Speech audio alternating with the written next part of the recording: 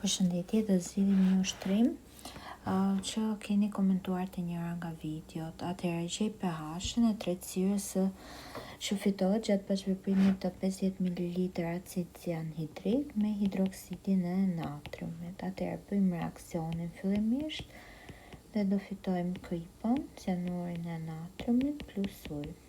Reaksioni është i barazuar. Atëherë bëjmë tabelën fillimin, ndryshimi edhe ekuilibri.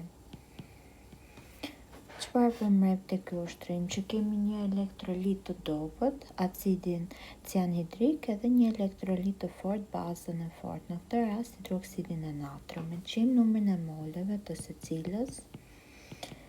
Përshëndrim molar herë vëllim. 0.1 molar herë 0.05 litra.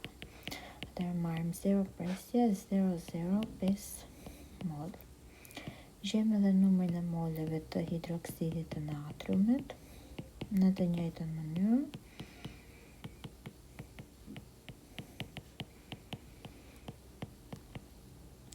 Pasi gjejmë numrin e moleve, i vendosim tek tabela, tek pjesa e fillimit, sasitë fillestare.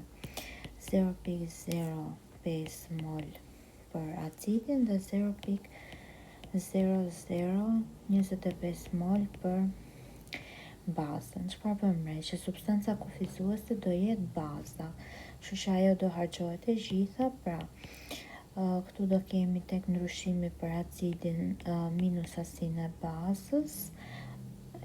E njëjta gjë do jetë edhe tek baza dhe është prodhuar po kaq krip, 0 presje 0.025 mol.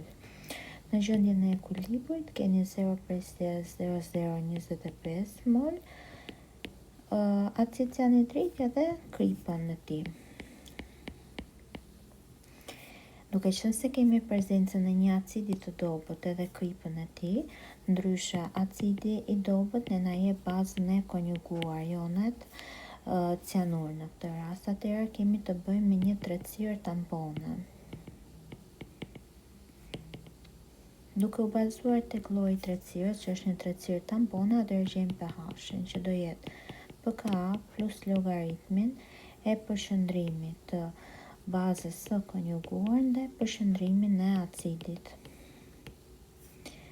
Atëherë gjithmonë përshëndrimin juve e gjeni për gjendjen e ekuilibrit. Në këtë rast numri moleve është i barabartë si për ionin cianur si për acidin cianhidrik, kështu që edhe përshëndrimi do ishte i barabartë.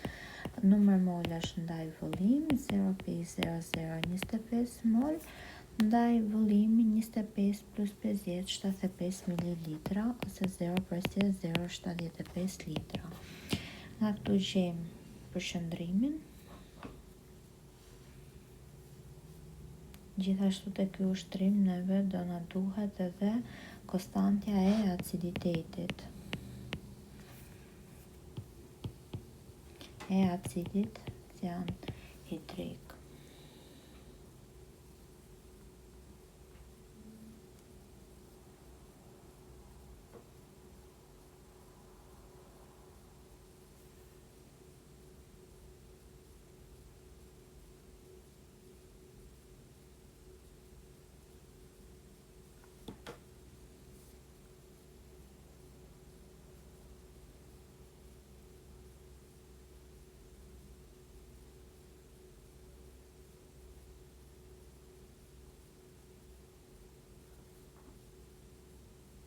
Atëherë vlera e acidit cianhidrik është 6.2 e konstantës her 10 në fushim minus 10.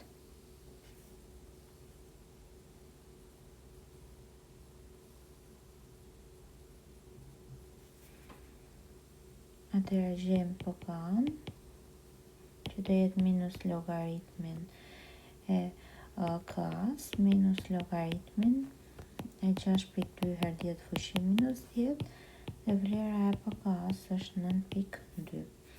Atëherë gjejmë pH-in 9.2 plus logaritmin e 0.033 ndaj 0.033.